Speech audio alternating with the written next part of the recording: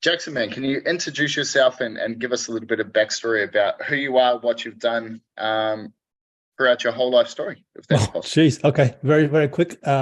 So my background, I came from a golf professional background. So I'm a gym owner. I also own a software company called ACR. Hmm. And I was a PT for 7 years during the whole process. Coach and played professionally in the golf circuit for about 12 years. Hmm. And then sort of went into the niche of sort of more PT in that sort of golf industry, and then from PT working for Anytime Fitness, went into gym ownership, and then from gym ownership went into software company with fitness professionals. So that's the short of it. I've got 4 kids and super busy, but at the same time, I also know that I like my golf, so it takes 4 or 5 hours to play a games. So I've got to have time, right? Yeah, absolutely, bro. Man, how did you get into pro golf? Like, how does that sort of come about? Oh, interesting. Funny enough, I actually that was when I was finishing high school. I didn't actually pick it up till when I was about just finishing school as kind of like a side sport. Yep. And then from there, I, after about a year, I did a bit of coaching, and then one of the coaches said, "Well, you come a long way very, very quickly. Have you thought about doing something a bit different?" So Hmm. then about 2 years later, I actually ended up doing my traineeship and turned pro after that, just because we progress so quickly. And then I enjoyed it. Dropped out of physio. I actually got into physio as a uni for the first Yep. year, and didn't continue that. So I sort of pursued the whole golf professional career after that. Amazing, bro. Yeah. Mm. What what does it look like as a professional golfer, man? What does that life sort of look like? At a ground level, I really loved it. I love the coaching side of things. I think this is where I got the whole coaching side of things I really love about being Yep. outdoors all the time. Like, you're always working with people who come into you who love the game. They want to improve. So like, I really enjoyed it. As a young 20-year-old, I was, some earlier hours morning, but once I finish work, I go play a game of golf. I play 5 times a week. Yep. Doing running group sessions back then, earning a couple $100 an hour as a 20-year-old was pretty good for a group session on per hour. So I was like, it was good money back in the day. I really Absolutely, bro. enjoyed it. Yeah. Cool, man. And throughout that, bro, like obviously then you started to grow your fitness business as well. Mhm. So did you say you started as boot camps? No, I started as just a strength and functional. Oh, sorry, started as a PT in the gym Yep. in any time. It's a Yep. normal PT, rent paying for about 3 or 4 years, and Yep. then that transitioned out into being a gym owner. Actually, in the process, I actually started 3 other businesses between um, being a PT and then moving into gym ownership. I I love had, that, bro. yeah, I couldn't stay still. I had 3 businesses going at once, like you, sucker for punishment. Yeah. Yeah. Um, I say the same, man. It's quite funny because like this week is sort of like talking to a couple of really good mates, like talking to Trent, and I was like, bro, when can we stop being motivated? When can we stop this stuff? Because it's quite tiring at times. But that's pretty cool, bro. And so now, so let's have a look because I want to break down how you sort of went from in-person PT. Mhm. Obviously, you sort of built that up, and we talked to Brad a few weeks ago and how he sort of built out his in-person before he went to the gym. What did that process look like, man? How did you get to the point where your in-person PT was going well enough where you thought, hey, let's just expand this? Well, I didn't actually go from PT straight into gym ownership. I actually went from PT and actually went into a completely different industry. Mm. I actually ended up owning 4 bread runs Hmm. as part of my side business because I was so profitable. So I just went into building it, 4 bread runs, sold it, and then built another 2 and sold that. And it was during that process when I was like kind of out and about doing the bread runs. Like, I really missed the whole coaching side of things. Hmm. And I really enjoy the whole in-person stuff and the whole business. And that's when I got into the gym ownership. Yep. And that's how I dive back into fitness industry. So rather than I didn't want to go back into one-on-one PT. I thought Hmm. I'll go into actually opening a gym. Why not? Yeah, why not? Yeah, cool, man. So, like, when you open your gym, like, I guess, how long have you had your gym for now? 5 years now. Yeah, cool. And when you sort of opened it, what were some of the, I guess, challenges you faced with opening that? Is it? I think it was a completely different industry. Like in PT, it's a little bit different because you come into PT, you're doing your, I guess, your rentals. You got leads sort of kind of sitting on the floor because it's all coming down to that in person connection with people on the floor. So you've got that connection there. Whereas when you open a gym, all of a sudden it's like, especially I didn't go from that whole process of having a database of people I'm working with, like a boot camp, for example.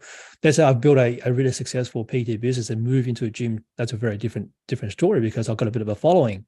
It was a blank slate. It was a complete brand new gym. It had 15 members when I took it over.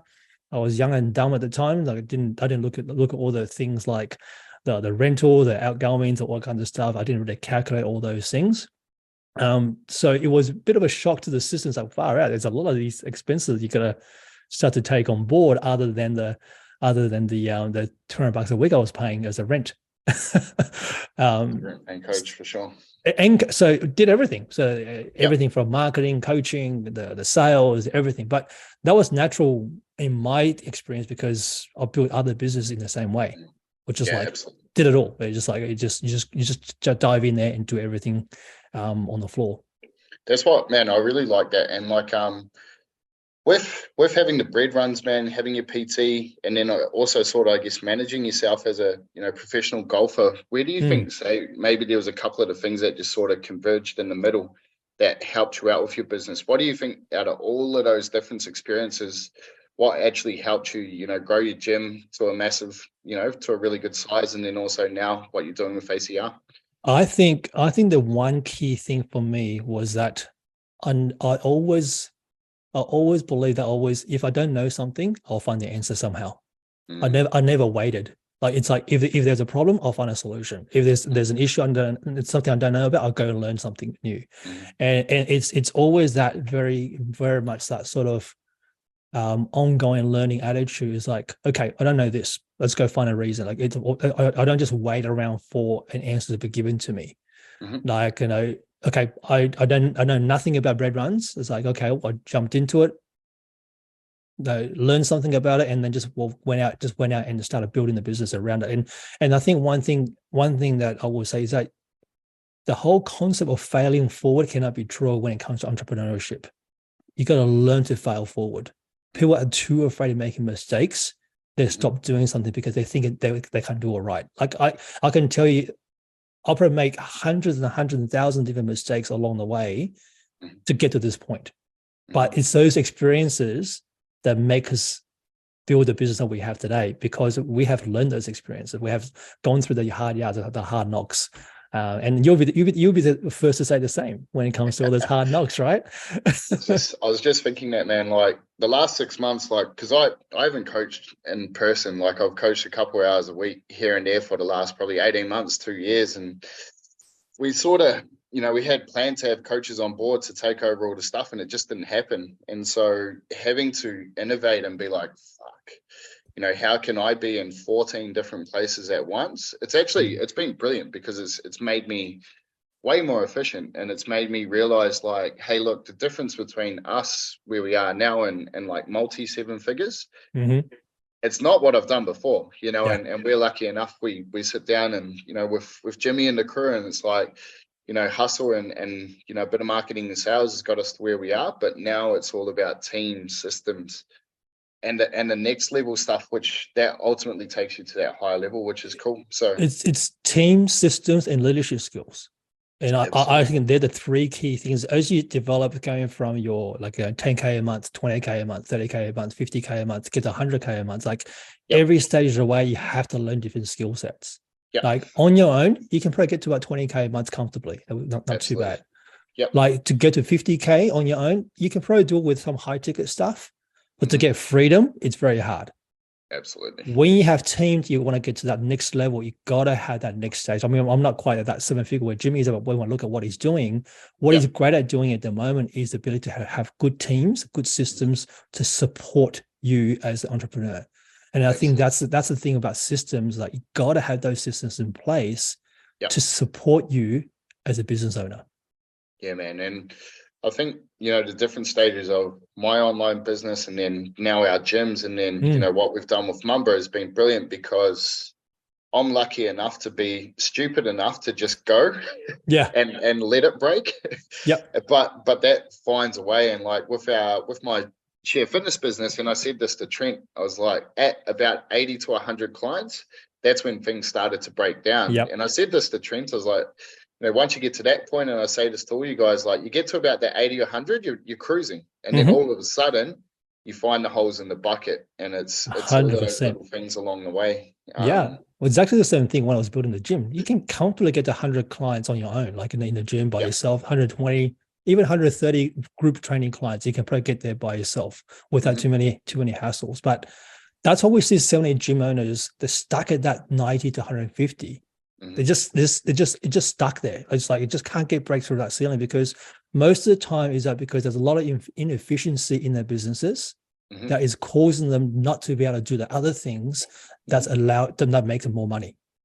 And it's always that it's that little bit of tweak in your business, a little tweak in the back end, little tweak in processes, tweak the way you manage your time, tweak the way you do your processing, onboarding, whatever that may be, that gives you that 25% efficiency.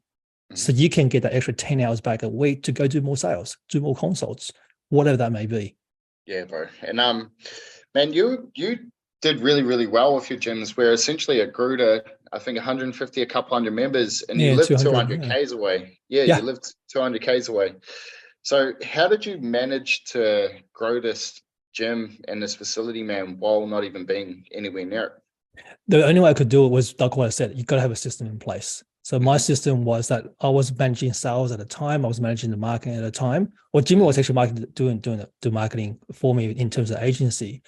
But I had to have a system in place where I knew if I was bringing on board clients, there's a system in the gym when I'm not there that my team can take on board, that the team can follow, that there's an easy way of notifying them. There's an easy way of getting them the information they need to onboard that client into the floor. So most of the time I was driving up and down the highway, but I was able to make sales calls. But because of the systems in place, I was able to get those people into the gym when I'm on the phone call, and then the team would just take over from there. So I can just move on to the one task to the next. So that was I was able to scale quickly because I think we do 130 leads on a monthly basis between that sort of June period to November, but we're converting 10 to 12 every single week and just grew really quick. Yeah, bro. And with that, man, like once you started to grow really quickly, you had these systems in place. What were sort of the things that came up as you grew? In terms of like, are you referring to like problems or? Yeah, what sort of issues came up at that time? Yeah, one of the things that we initially found was that there was something broken. Like there were always things you got to fix up. Like I think along the way, as you start to grow quickly, you always find things that you got to fix. Was it stuff you anticipated or? No, they're not things you anticipate because like when you're growing quickly, you kind of just like you said, you just go. But as you start to see, and the things we firstly fixed was communication between the onboarding process and also the team in the studio. So that was the first part. Having better communication channels and automate those processes were a key for us.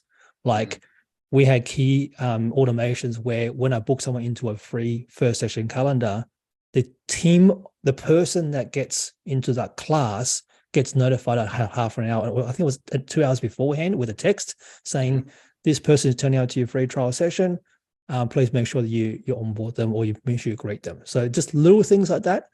So rather than me onboarding, doing they say 20 sales calls, converting in 5 or 10, and then having to manually text these people, my coaches on those session times on the couple of hours beforehand, because I could be doing a call at the time or could be doing something else. It's just little things like that we fixed out along the way to make it a lot easier. So I know that when I complete a process or when I complete a particular job, all those other back-end stuff has been taken care of in part of my system and processes. So I don't have to put any more time and effort into it.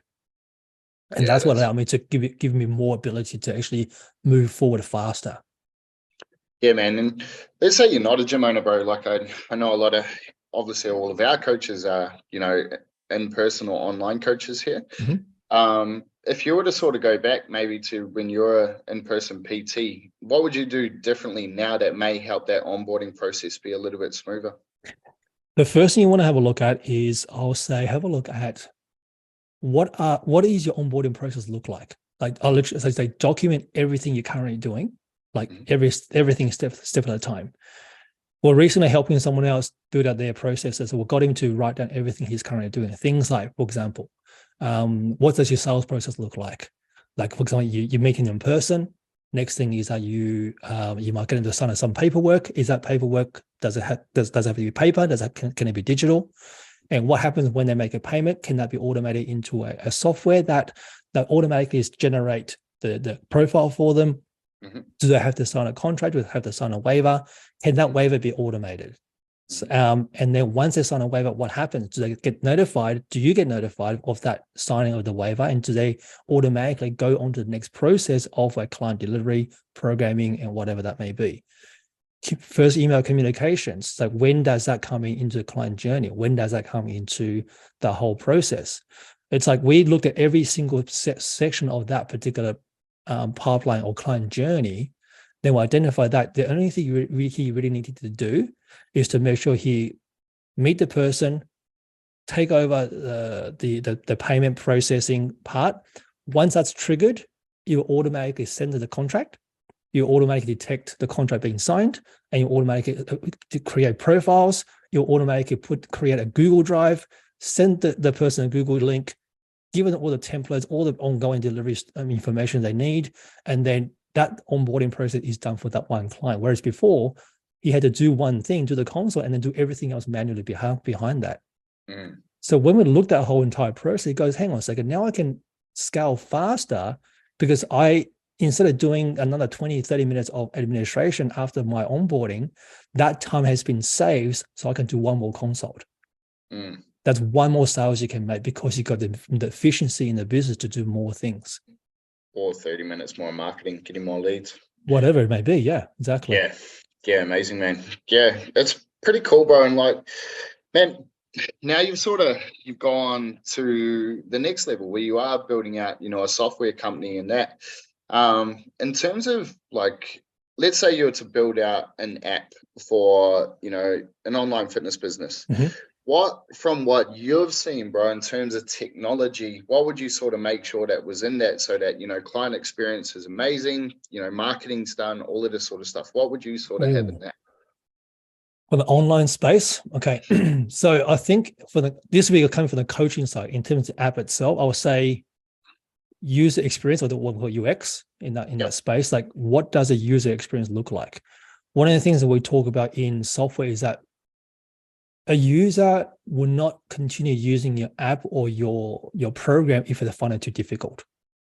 There's a point in your onboarding process is the faster you can get them to a point of I get it, or like a wow moment in their journey, the lower the churn you will be in their process. So it means that you got to really fine tune. I mean, this is something I've learned over the last couple of years building a software company. Software business is the same thing. It's like, when we first started, it was very, very complex to try and onboard someone. Like, when someone is not very tech savvy, someone is not very in tune with systems, whatever that may be, you got to simplify that process and try to improve that whole experience so that they can have that little wins along the way. And when they have little wins along the way and they can benchmark that win, it makes them a lot easier to stay on. Most people continue doing something usually because there's too much resistance. So that will be the first part in terms of UX. What have you found, man, that's like, because I know a lot of coaches feel like they're under servicing their clients or they're not giving enough value. What would you say would be the most important first thing you can have in terms of that initial user experience? What do you mean by in terms of undervalue? So, quite often what we have is like, hey, here's your meal plan, here's your videos, here's all your education, here's how you contact me. There's like 14 different things. And like, I'm a huge like example of this, of giving 100 million things all at once. And so as you said, like there's a really good book on this called Hooked. And Yeah. it's like it's as soon as your client is hooked on using your app, as soon as they're doing it. And one of their big things is like, hey, look, what's that one easy thing that can get them started so that That's right. they're always using it. So Yeah. I guess what I'm asking is like, if you were to maybe see from your experience in terms of like the initial stuff that they get, what would be better, more, less, or somewhere in the middle? 100% less. Like, Yep. got to go less. Like, Yep. you got to understand these guys. This is coming purely speaking from the software side of things, and it'll be exactly the same from the coaching side of things. Mm-hmm. You got to understand someone who just come into your program. They've got excited. They want to do something with you. Now they're gone bombarded with like 14 different things, 100 different things they got to learn and adopt. It's just too overwhelming. Mm-hmm. You can probably really only do about 3 things at the most. And then what you do, then you feed them like a drip feed, maybe like a 28-day journey. So they go, these are the 4 key things or 3 key things you need to do right now to get to the next win. Then I want to check in with you in 2 days' time. This is what the next win will be. Now, if you haven't completed the first part, let's not continue on to the next part. I think if anything, you want to go less to give them more value, because people can't make good decisions when they're overwhelmed. And especially when it comes to changing something or learning something. If I told you today everything that we do in the tech side of things, like I show you what you need to do today, there's no way you're going to jump in and do it because it's just too difficult. Mm-hmm. Same thing as fitness. Mm-hmm. If you go, oh, also great to have your program. Now you go make sure you get rid of all the food, do the diary, go to the whole brand new shop, download this app, log into the platform, track your meals, and do all the things that we know it can help them, but ultimately they just don't have that time capacity. If their reason that they're coming to you for a change is because one, they're time poor and they don't feel motivated, what do you think they're going to do? They're already time poor and they're already not very motivated. This is like 95% of people out there. And that's why they fail over and over again, because they're like, the stuff's too overwhelming. I can't succeed at this. Like, I can't succeed at fitness. And it's just purely because of that. They feel like there's too much that they have to have perfect to actually make it work. You're better off just giving them little wins along the way and making sure those markers are clear of what their next goal will be. Because that's the same thing with apps, or it's the same thing with software, is you want to give them little markers along the way to go, what is it they can do next that's going to help them to get to that goal that's reachable? Because like a SMART goal, it's like you got to have something that's obtainable. Mm-hmm. Now, health and fitness is no different. Software is the same. How do I get my client on my software to get the next win? How do I make sure that they can? What's the most important thing to them right now? How do I get them to that win first, and then we'll move to the next stage? Have you ever, in terms of your like client journey using ACR and stuff like that, have you ever seen an example of where there's like sharing client wins across the community? So it's like almost like an automated sequence where it's like, hey, here's Dylan's, he's dropped 5 kilos this week or whatever it is, like those sorts of things. Like, have you found any uses in terms of that, in terms of nurturing clients? I can't. We do have those as part of the client journey. We do have like as part of the automation, we do have built-in sequences so that it's like, hey, this person have complete this. Now, it's a little bit harder to try and automate, I guess, live experiences, but you can't. There are tools you can have. Let's say feedback form that people have come through, that with some wins that you can automate those wins on the back end.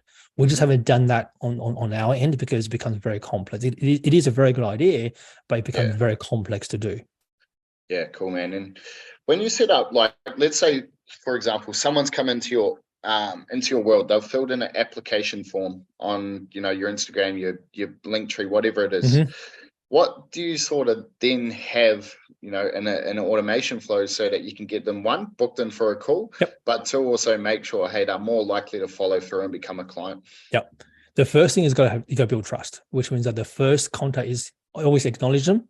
And then if depending on how they come into your funnel, then the next part is what other information do you want to have? Like maybe a quick survey they can complete that they can get information from. Then based on those surveys, you're given the relevant information. So that's how you can automate it. Let's say for example, someone's coming, a women in their 40s, they want to lose weight. On the actual application form, maybe 3 questions or 3 options for them to choose from. And then by doing that, you can be very specific in what you can send them to. It could be a funnel, could be a landing page, could be a video or resource you already created. Then from there, that you're getting more information so that the next step they will take is the book a call or have a conversation with you next. Yeah, that's cool, man. Yeah, you got to have that trust process in the beginning. Yep. And what's an example of that trust process? Like maybe like what have you found works better? A video, a resource? What works better there? Video is always good. We found that by being able to send to a video they can review, it's always a little bit easier for them to see. And then if they don't book in, then you follow up with resources. So that's the ongoing follow-up process. So the initial process is always like, okay, great, we'll acknowledge you. Next part is a little visual thing they can see straight away of what the next step may be. It may guide them and prompt them into the next step, which is a call. And if they don't book a call, is that you go to the next stage of follow-ups. So now you're going to ongoing follow-up processes of what do I do next? What other things can we assist you with? What other goals you may have? Yeah, man. Awesome, bro. Well, man, if you were to say maybe 1 to 5 things that would 100% save you time as a fitness business owner, what would be the key things to making sure that like you get all your business work done, you get all your growth work done, but then on the weekend you can switch off, be a family man, go play golf if you want?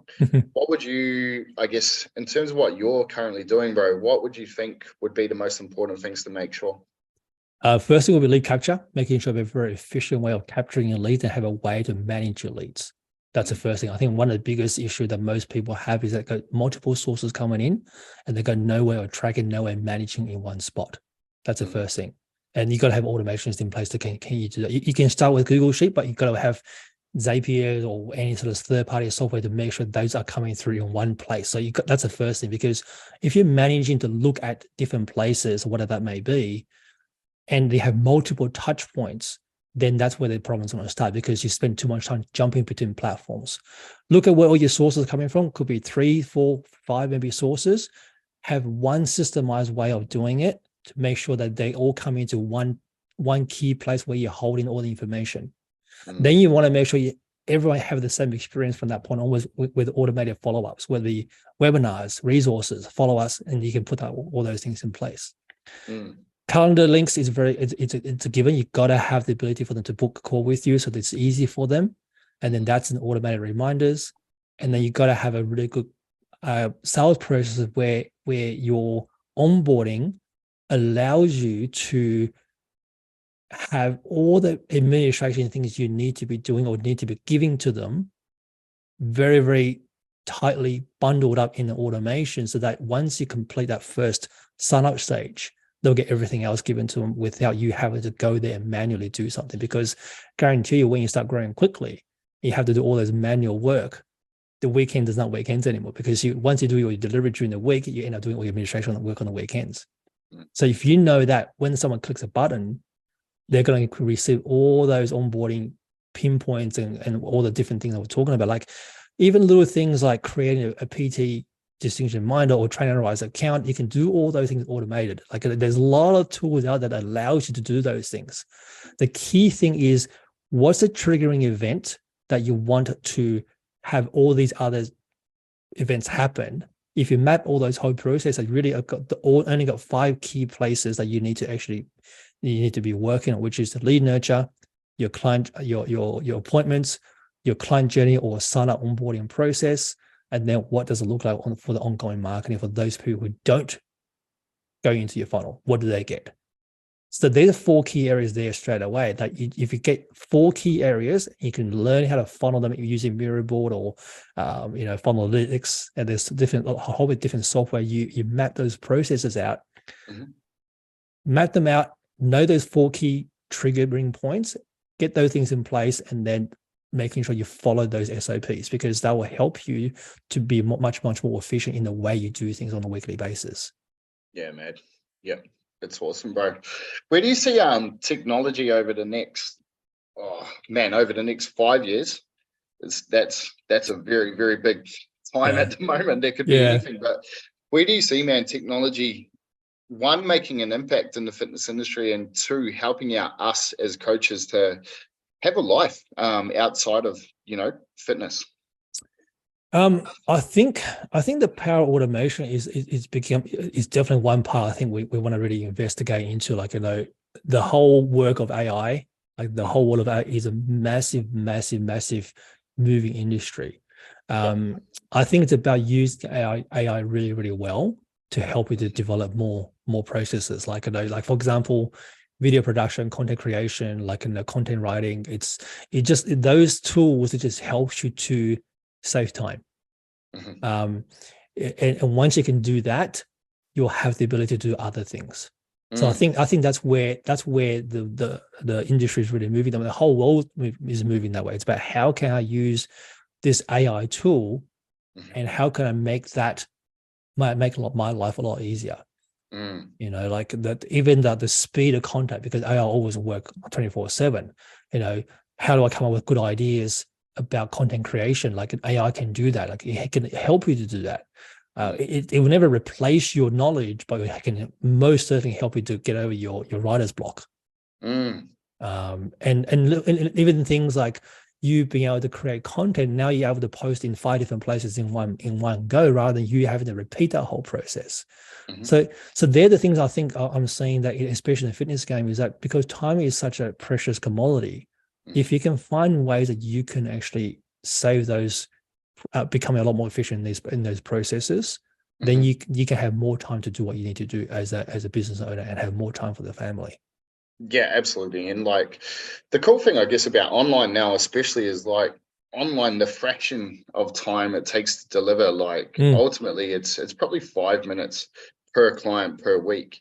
Yeah. And that's on the high end sometimes, if obviously if you're doing one-to-one calls and stuff like that, the time goes up. But that's where you have to start to, in my opinion anyway, if you're going to run a high ticket service, it needs to be, the high ticket coaching needs to be very, very good. And it can't be just, hey, look, let's track your macros and stuff like that. It's like a lot of that mindset and sort of that more holistic approach to coaching. But the amount of scale for an online business, like my partner Jess was talking to a guy yesterday. He lives in Bali, charges $250 per week as a high ticket coach. And, he spends 15 minutes per week on each client, and he's $250. And that's, a lot of it is exactly what you're set up, Jackson, with the automations. And he's got such a network of systems. And the biggest thing that like made Share Fitness so successful was the 100 solutions. I had every single piece of information that my clients would ever need, all at the touch of a button. And so, I had 130 clients at one point, and it took me less than an hour a week to manage them all, which is pretty crazy. Yeah, exactly. Yeah, 100%. Totally agree. Yeah, man. Is there any way like you can use technology or some sort of system where you can collect information either from your clients, where maybe you can extract it from the DMs or something, to get more questions about, like more content ideas coming back, not just from ChatGPT, but say, for example, and this may not be available yet, but we're having a chat with one of our member coaches just before, Shana Lee, and she was like, how can I get this person to become a client? And so we looked in her DMs, and there was a heap of content ideas there. Is there any way you can sort of potentially automate that, or make it part of your system where you can collect data down the track? AI can do it, but it's not quite ready just yet, because the way AutoGPT works is that it allows you to have the ability to actually scan all the previous conversations, and what happens in tech, like those people who are smarter than me, what they can do is that they can continue to scan conversations, and they're actually doing it now. Is that they're literally going into a company, they're basically going into all the support chats, and that is feeding into this big massive funnel or bucket of information. And because the continue, what I call machine learning, is that they continue to feed information to this machine. This continues to build data, but continue to build not only just what questions has been asked, but also how to reply to those questions. So these machines are learning all these knowledge, and it just becoming faster and faster and greater. What's actually allowing them to do is that you can actually get to a point that some of these companies in a year down the track, they can go to a point of just, they can type in a question into a chat. It's an actual bot that actually replies to you because it allows them to respond in a way that they've been learning for the last year. So I guess, right now from our software, it doesn't quite do that, but from the content perspective, that's what GPT can do. Like, you probably can't do that in your DMs at the moment. It's a bit more manual process at the moment, but the things I can kind of think about that you can do with doing things like quizzes, like, having quizzes available where it's allowing to take maybe like some sort of scoring type quizzes. And at the fitness level, that's probably a really great way for you to connect or collect the information. Yep. Because based on those quizzes, will give you, like, I think I did one with a client recently, the body IQ. It's like 30, 40 questions that they asked to collect, but those data now are collected, so it will give you ideas of what content you can create because of those questions you get back from those quizzes. It's a brilliant marketing campaign. It's like, so it's a you asked for it campaign. So correct. It's like, hey, you can do this on polls. If you have like an engaged, audience on your Instagram, and you put up a poll and you have like, 4 different options. Like, what's your goal? Is it to grow muscle? Is it to fat loss? Is it to be a black belt jiu-jitsu? What is it? And you have those 4 options, then it comes up, hey, 76% of you guys actually asked for this. Yep. So we put together a program for it, or we put together content for it. Yep. So it's what you're doing is you're saying, hey, I'm actually listening to you guys. I value your input. And here's me making something specifically for those of you who asked. Yep. So that level of marketing and that style of campaign can be absolutely fire. It's absolutely fire. Yeah, absolutely. I mean, at the end of the day, content all comes down to the people, what comes to the audiences, right? Like, your content is always about what the content, what your audience are looking for. So the more you can interact with them with those quizzes or polls, like what you said, the more content ideas you're going to be able to have. And that's how I do all my developments in terms of my software developments, like, what people are looking for, how I develop the next stage on the rollout in tech is like, okay, what are the users saying? What are the users experiencing? That whole UX is hugely important. It's no different to when you're doing fitness. What does your client say when they're using your program? What is the feedback? Those feedback are crucially important on the development side, and also crucially important on the content side. Absolutely, bro. Cool, man. So, man, outside of the gyms and ACR, like, how are you consistently buying back time? I know you're a big fan of Dan Martell's work. Huge, yeah. Yeah, he had a good one this morning. Having it was like a house, not a servant. I shouldn't say a house servant, but it was a house manager. A house manager, and I thought it was brilliant concept because. And this is where I think robots are going to come in eventually. It's like you get someone to cook your dinner. A lot of my clients at our gym, they're like, oh, if you could just have someone to cook your healthy meal prep, you'd eat it every day. But yeah, man, we don't have robots just yet. So how do you buy back time each week, man? Meal planning is a good one. Like, just buying food, meal prep, Muscle Chef or Fuba or whatever. That's one way of doing it. It's how you value your time. That's the first thing. My biggest thing that I've done recently is that the 10-80-10 rule. I don't know whether you've heard that 10-80-10 rule. It's one of the best thing I've implemented into my business is that I have the ability to start a project with 10%, training a team. The team takes over the 80% of the work. I review the last 10%. Can you give us a big example of that, man? So let's say, for example, I want to create a particular a site. Let's say a website or an automation. So I'll start the framework. I do 10% of the work in the beginning. So I'm doing 10% of the work in pre-framing it, making sure I structure it the way I want, and then making sure I give the tools to my team to know how to do those things. They go away for 80 they do basically 80% of the work, make sure it gets to completion, and then I review it at the end of the day, and 10% to make sure it's all working correctly. Come back with the polish. Come back with a polished product. Like I used to get a lot of messages from my team, just not sure how to do something. So by doing this, what we did a half an hour review every morning of the work they're currently doing, and I'll do Loom videos for what they need to do in that particular task. They go finish doing it. I review it. They'll post it into the ClickUp. That's what we use for project management. Yep. And then last half an hour of my day, I do a review and process, and I'll post a review again of the updates for them the next morning. How would you do this if you were just your own business owner? So you're a solopreneur or just a coach on your own? How would you maybe apply this 10-80-10 rule? For yourself, what you want to do is you probably have a look at what are some of the things you can do, but in terms of your skill sets. This is how I look at. This is how I'm looking at. What are you strong at doing, and what are you not good at doing? Like, give me an example. As a solopreneur, you may not be born with a gift of design. All right. So there are people that you can reach out to that can go, okay, can we do this for you? Because you don't want to be spending a time learning how to do Canva. You don't want to be doing the video editing. You don't want to be doing all the bits and pieces. Or if you're not a copywriter, so this is where those AI and tools and different services like Fiverr or different contracts, you can go seek out those people who are not, they're doing things better than you because it's not your strength. So you go and focus on what you are good at doing, put an idea in place, then you're able to pass on to somebody else to do those work. And then when they bring it back with a finished product, then you put your personal touch to it. I think that's how I would do it as a solopreneur. Yeah, bro. And what other areas, man, are you buying back time?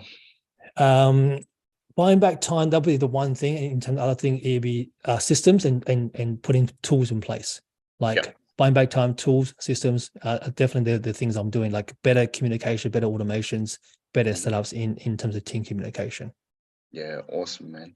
For someone who is wanting to get their first sort of team member, what's the things that you messed up along the way in terms of having team members and stuff like that?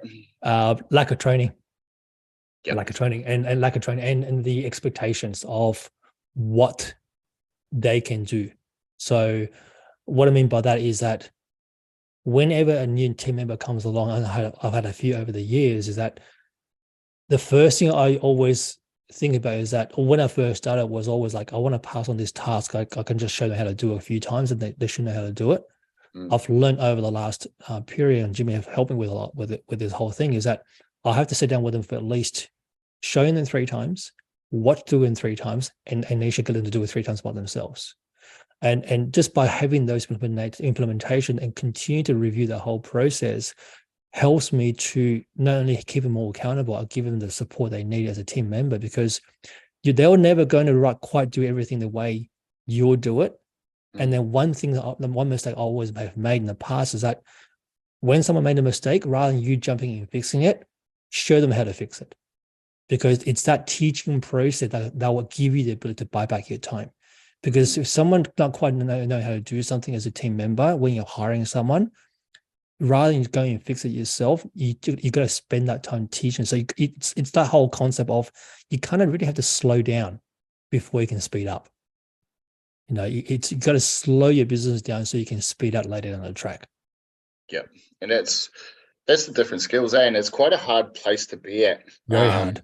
Yeah, and we've been in times where we are pretty comfortable in our businesses. Like, I remember the first time when I was making 20-25 grand, a month. We were making fucking good money in my share fitness. I was working an hour a week on it. And I was like, why would I do anything else? Like, I didn't have to work in my gym. I was making more money than I could sort of spend at the time. And, I was like, why would I do anything else? And for about 3 months, I actually lost my way.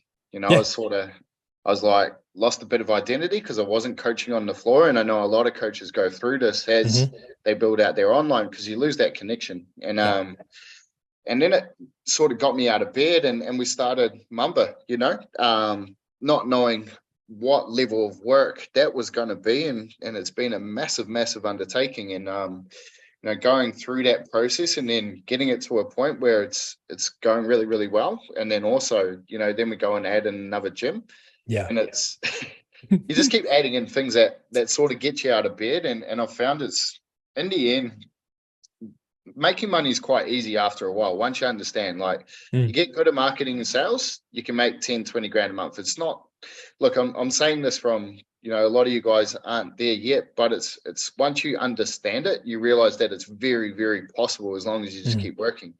But once you get to that point, it's like, okay, cool. I'm making 20 grand a month. I work, 10, I may be working 20 to 30 hours a week. How do I now buy back my time so that I've got 10 hours a week, of delivery time, so that if I want to, I can go to 40, 50, 60, 80 grand a month. And that's a different thing, because not all of us are driven by money. I'm not super driven by money. That's right. I'm super driven by fucking helping people. That's why I do Mamba. It's like every time I get one of you guys to help 100 clients, that's 100 people I couldn't help on my own. So 100 Mambas at 100 clients is 10,000 people per day, which is pretty cool. So that's sort of what gets me out of bed and keeps driving me. But what about you, man? How have you sort of found that sort of stuff when you find, you're pretty comfortable? I think I was the same. Like, I think there's a point, like in anyone's journey when it comes to growth, like, once you get to that sort of 10, 20K, you're probably doing pretty comfortable. And when you got a family, you probably need about 30K in Sydney. In Sydney, yeah. In Sydney. But once you get to that past 30K mark, it's like, what else? I mean, most people are fairly comfortable. If you're not in that sort of driven part, I think the next part is, I saw something coming through at least, it's goals. Absolutely is goals. But I think one beyond that is actually the impact and the legacy you can leave. Absolutely. That's when you start changing the way you work. It's no longer about how much you get out of it. It's what impact can you make with what you do. Like the reason why I'm in software is because I see the struggles what most gym owners go through when it comes to trying to juggle between software, juggle between platforms, juggle between multiple subscriptions. That's why I wanted to put a solution in place to help people to do that. In fitness, it's going to be about how, in your case, is like, how can I get 100 Mamba clients to get 100 clients so I can get 10,000 people or helping them? So because your goals, or what I say is not so much your goals, but your purpose can change. Your purpose needs to change as you start to grow through that next stage, because otherwise all you're doing is just serving yourself, and you'll get bored of doing that, or you get tired of doing that. And most of us, you don't get motivated by it, because like you said, if you get 30K, you're comfortable and you're financially quite secure. Why would you go next level? Because like you've got more money coming in than it's going out. It's like faster than you can spend it. So like there's no motivation. And Dan Martell always talks to us when we talk on his coaching call, is that he wants us to be successful because he wants to build an empire, because the impact you can make when you build an empire. Like, he's a guy, he is a multimillionaire in his 30s. He's built and sold multi-million-dollar tech companies by the time he's 29. He has now got over 40 companies he's built in angel investor. But he said, well, the reason why I do it is not because I want more money. I don't need any more money. But I know the impact this can impact around the world where the people I have. And I think that's where you start changing your purpose in life. Absolutely, bro. That's the thing. And it's funny, man. Like, I look at all of our Mamba coaches who are doing very well. They're a living, breathing example of their product. And it's they're showing up, showing people a way to live a better life, and it's crazy. Like, when we think about it, like, you can do all the marketing and sales you want, but quite often it's just showing up and being a leader and having a bit of a purpose and a bit of a reason to actually show up, Absolutely. Cool. Awesome, bro. So maybe just a couple of quick things to finish off. Dan Martell's course is a fairly expensive course. What probably are your key takeaways from being able to work with someone as high level as him? What's the go there? I think it's just surrounding yourself with people who are that next level above you.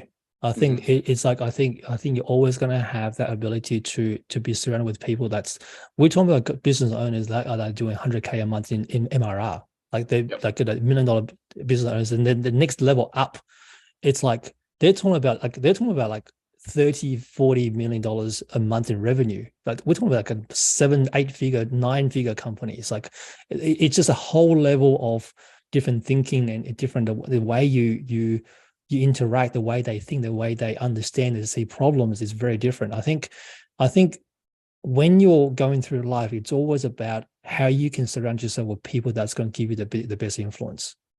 You know, I think you always want to be in an environment where people have gone down the path that you haven't been to, you want to go down, and they've been there and gone through the hard knocks. They're sharing their experiences with you. And then business entrepreneurship is very lonely. I mean, I know you guys know it. It's a very lonely process. Like you're the only person that understands. Like your family, friends don't quite understand entrepreneurship. They don't understand these long 14-hour days, and you always awake at night thinking about how you can improve your product and you know, just these constant thing. Like, you know, when you have a job, it's like you go to work, if you finish, you come home, you don't think about it anymore. And entrepreneurship and business ownership is all about, you know, that learning journey on your own. You're battling yourself all the time. So being in an environment with people who been in those paths are hugely important for you to grow. And for me, it was just seeing what other people have done and just getting ideas and getting that next step of how can I make my product better or different. In fact, one of the coaches is in there is actually a company owner called Pushpress. You guys will have heard of him, like he's 5-6 years ago. So very successful business. He's one of the coaches, and just seeing what he's doing with his product, what he's doing with his company, it can really inspire you how you can improve your product as well too. Yeah, that's incredible, bro. Cool, man. One last question. When it's all said and done, and you hang up the tech hat, what would they say about you and your impact you've made on the world, man? I think I would like them to look back and go, look, whatever software I've created and whatever has allowed them to not only have more time with their business, allowed them to generate more leads, have a more systematic approach to their business. Like, you know, having that time in the business where they're not frustrated and juggling with multiple tech, you know, platforms, and just having that ability to have a much better weekly processes so they can have more time with the family. Yeah, awesome, bro. Cool. Awesome, man. I really appreciate your time today. And cheers for that wisdom, man. That is absolutely brilliant. Guys, before we wrap it up, if you have any questions for Jackson, just feel free to pop on. Yeah, give it 1 minute. And so if you have any questions, feel